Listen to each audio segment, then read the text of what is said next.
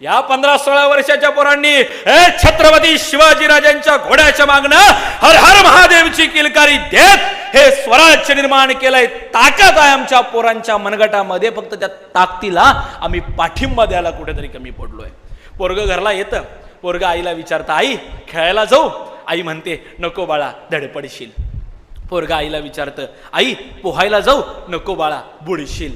पोरगा आईला विचारतं, आई सायकल शिकू? नको बाळा पडशील. मग पोरगच आईला विचारतं, आई करू तरी काय? आई म्हणते टीव्ही बघ. ह्याच्या पलीकडे गणित असं नाही.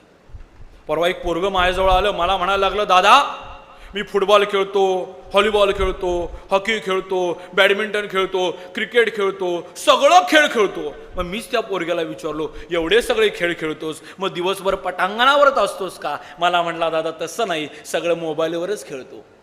आमच्या पोरांना कळालंच नाही.